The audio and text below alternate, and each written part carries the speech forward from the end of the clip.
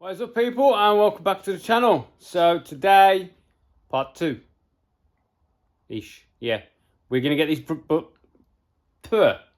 we are going to get these front legs bent up, and then I'll show you how I do it in the bender. Right, let's get this dead car outside, make a bit of space. I've also got another little project I've got to do today.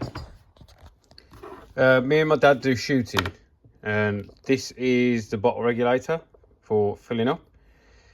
As you can see, this is now no longer connected. So what I need to try and do is get that out of there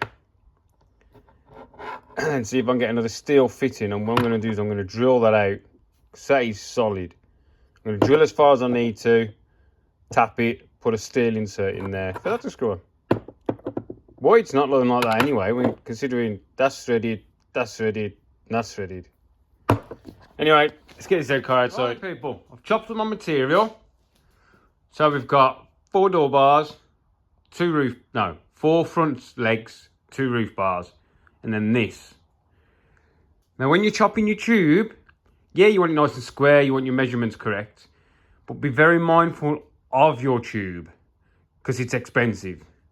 So don't just get a bar and go chop, chop, chop, chop, and then think, oh, I've got all this spare and I can't really use it for this, and I'm going to have this much wastage. So always allocate something for something, if you know what I mean. So I've cut these and had these 2 as offcuts. But instead of just chopping these 2 up to make my roof bars and leave me with that little bit, I've gone back to my drawings, I've measured that out, and one of those will make 1 door bar and that section. And leave a couple of inches. And then this piece, cut in half. Yes, I've added 4 inches on for this, but it will make both of those. So all of this material is allocated, yeah? Where if I'd have cut these out of this, I'd have been left with that section, and then you could end up with more scrap off that. And then this, you could end up with this much scrap, because you only need that much, yeah? So you've got to be very mindful of your material. So I look at the chassis I've done in here now, and I've got this little bits, and this is my waste bucket from like 3 chassis. I mean, nothing's ever waste. I never chuck anything away.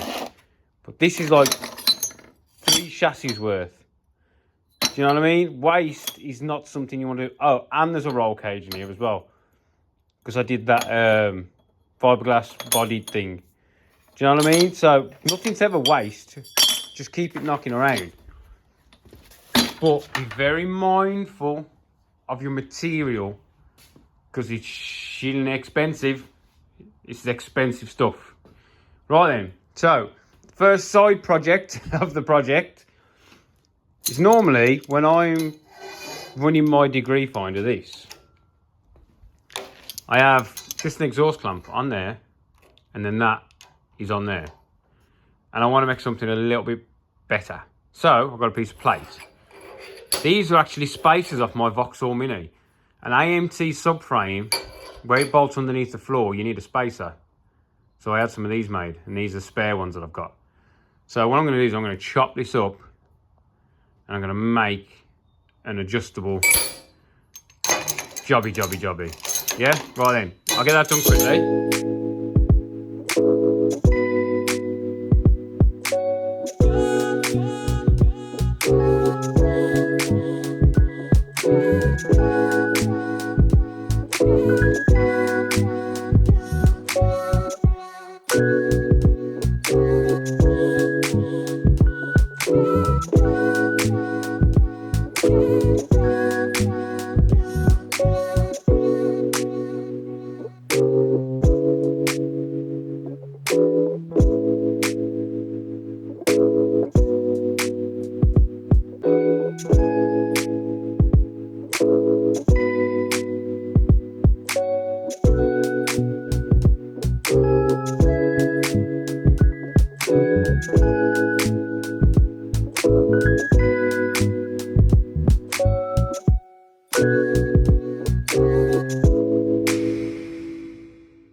Right, this is what I've come up with. Just that. Nice and simple. We'll pull up this tube. And this little knob raises and lowers that, if you know what I mean. We'll just pop it on. Screw it on. Tighten it up. Ta-da! Patent pending. So yeah, you've seen how I've made it. It's just the plate drilled for that to clamp to. That's threaded. And I've turned down the head of the bolt so it fits in there. Put a lock nut on there so it doesn't adjust itself, and that's it. Beautiful job. Now it's a lot easier to get my measurements right because that just fits in front of this, where before it was a bit of a tight gap. Ta-da! Right then, let's do some measurements on a bar and we'll bend one of these front legs before I have to go to work. Right, so front legs. One of these. We want from the end 940,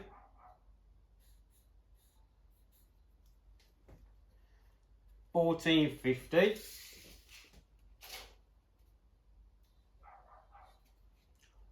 and then 1790.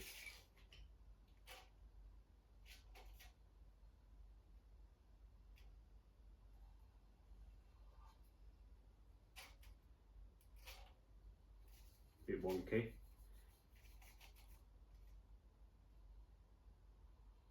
Yeah. So these are our bends. Bink, bink, bink. So we'll get it chucked up.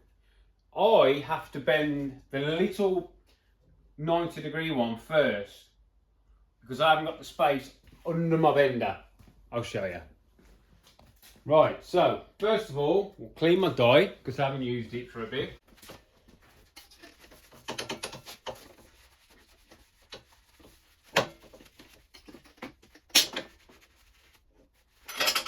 Bit of WD-40. I think I need a new pump. It's leaking from orifices. I brought the proper WD-40 one and it's lasted less time than when you just use like one that you've used out of your kitchen and use all the stuff. So that little bit of oil will just stay there now. Right, so as I said, I have to do the little bend 90 degrees first. And I'll show you why. Let me get my spanner first.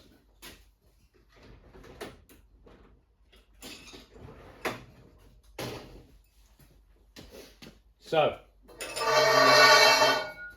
tube in.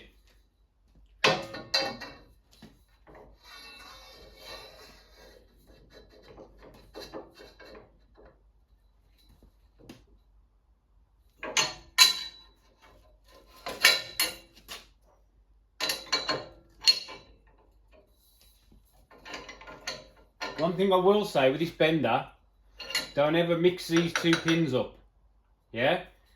Because, see the difference?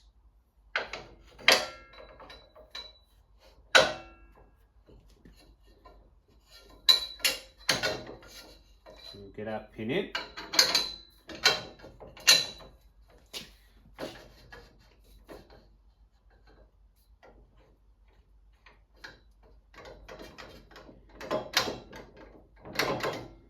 Get our line on our jaw. Well, the die.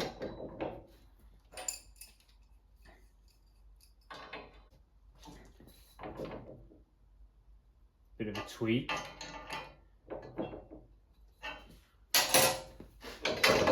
So that, once you pull on that, that is it's in line, yeah? And then you want to set your pointer to your 0. Mine is bent all over the shop because I didn't store it the best the last time I used it. Pointer set to 0. I'll show you. So we put our bar in. You can just see my black line. We've pulled it and we are set to 0. And I'll show you why I have to do this first, then slide the tube through and do the rest.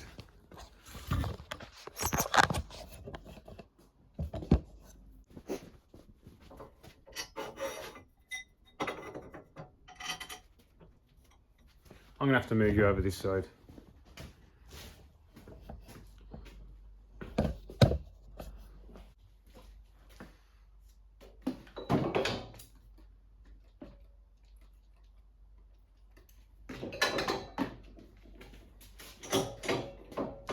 So we only want 10 degrees on this. I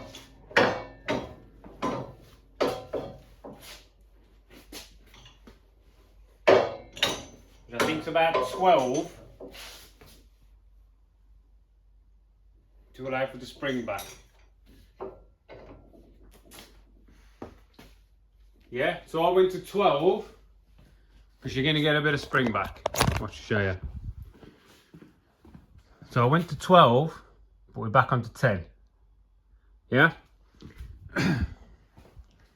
So now we need to set this as our 0. Yeah? Because we need to go 90 degrees to it, don't we? Yes, we do. So we'll get our new fandangled Skidmore's Garage tool and we're going to drop it on the end of our tube. Turn it on. Put the tube under some load and get that as close to 0 as you can. Ideally 0.25.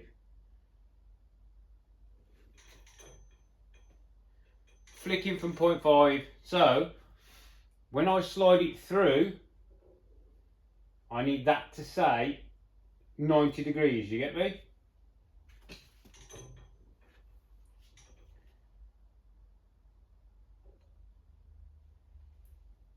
Make sure it's tight. So now we're going to undo our setup.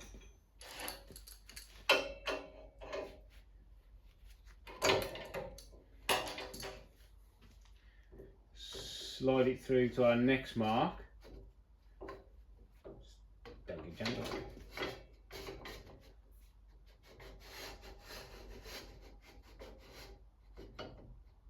Yeah, and then I'm going to rotate it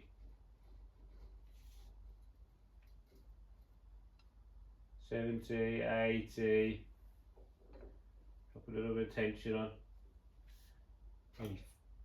$85,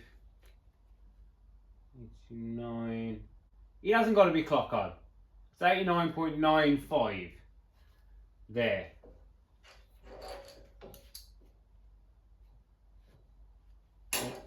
Turned as I pulled it in. 89.9, I can live with that. Tighten that up. So that is there, it's saying 89. That is bang on 900. So it's going from 89.95. To be honest, it doesn't need to be exact. That is just the way I am. I'm a freaking nightmare to work myself. I really am. Right. So now this bend needs to be 33 degrees.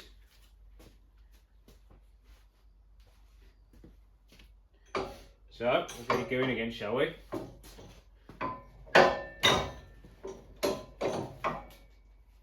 Oh, hang on. Bit of WD. Always a bit of WD, just helps slide. Might be a bit of lubrication.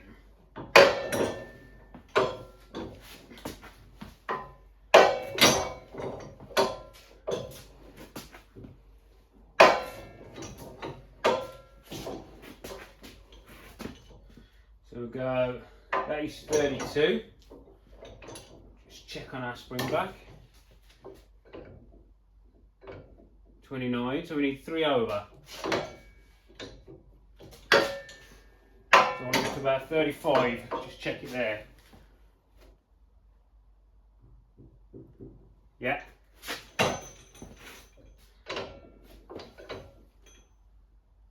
It's 32 and a half. I've got a touch more.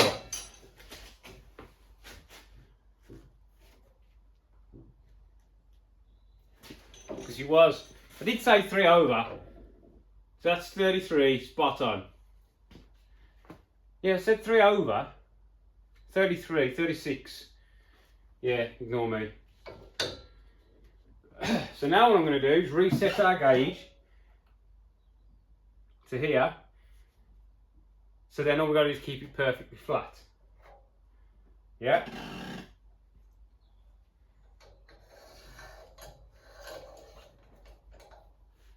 Tell you what, this ain't turned out to be a bad little gadget, has it?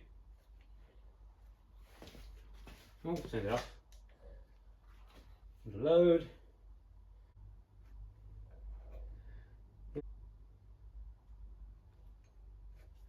Yeah. So that 0.15, 0.10 is nothing. But this one you need to keep parallel with this one. So this one's more important than that one. Otherwise you're going to kink off the cage, you get me? Oh, I can't help myself.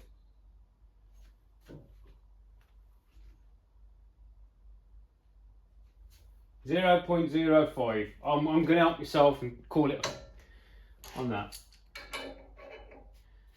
Alright, and we'll push it through to the next line. Just here. Hey, go on.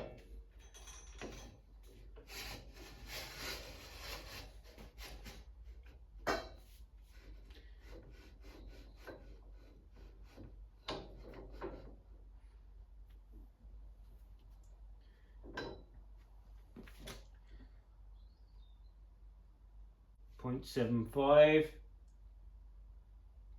You know what I could do? I'm going to make a handle for doing this, I think. Or, you know what would work? Oil filter remover tool. Tell you what, a little bit of difference up here makes a bloody lot of difference down there. Nip that up. And we want 57 degrees. This one's a little bit bigger.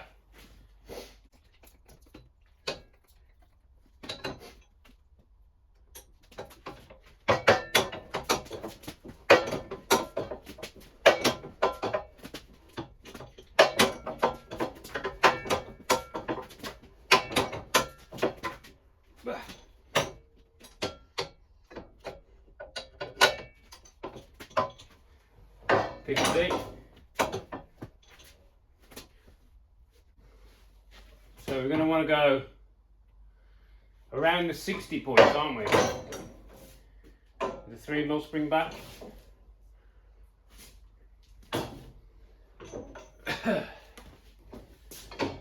$57.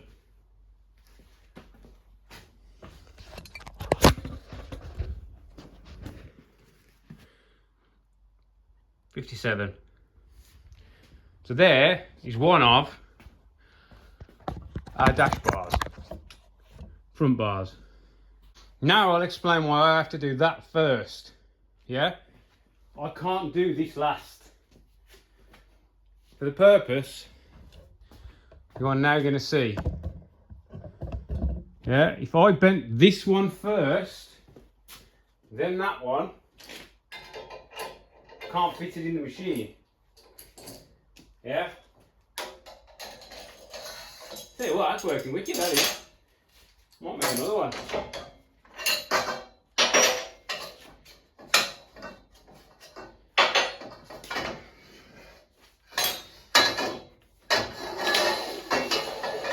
So, let's say I've just bent that one. Yeah? Now to bend that one, my bender's got to be up here. Get me? To clamp it here to bend that. Because there's the mark. Yeah? So I have to bend this one first, and then you can do this one, or that one, or do that one, then go all the way back and do that one and that one. But when I do the other one, that bend has to go the other way. So technically, yeah, I could probably just fit it in. But it might hit my... No, it'll miss. Because we bent that one that way. This is the driver's side. So it sits like that in the car. So there's your windscreen. There's your side panel. And that goes straight to the floor. So the other side, it has to go the other way. Yeah? So I mean you have to, this one, the other side has to go that way. Yeah? So what I'll do is I'm going to do exactly the same way I've done this one. But when I rotated it 90 degrees that way, I will rotate it 90 degrees that way. You get me? Whew. Right, well, I think this video is going to be long now. So this last section was 18 minutes. And editing these videos takes forever. But now I hope that gives you an insight into my markings and my degrees, where I use it on the die, and then you will end up with that bar. Now that bar is this bar here that comes down and down, but you see how this one comes straight down and it goes straight to the floor in one piece. That bottom section is dead straight because it comes down, bends. Mine comes down, goes straight down there, so it's close to this, and then goes straight down. So where I've got that bottom where you have to turn it 90 degrees, it's about here. So this comes right the way down with the body. There's no gap here. Because being a fiberglass shell, that's where I wanted it. Now I've designed this one. These are my own angles. The cage we used before, the angles were all wrong. So this is what I've found works best with a fiberglass body shell. And probably a mini shell. Because this one, see how this one fits nice and tight? Yeah, I sort of replicated those bends on the modern cage. Right then, I'm going to leave this one here because this video's got long. I hope you've stuck with it to the end for this. If not, you've missed the main thing this video was for. Anyway, thanks for watching. Give me a like if you don't mind. And I'll catch you in the next one. See you later, people.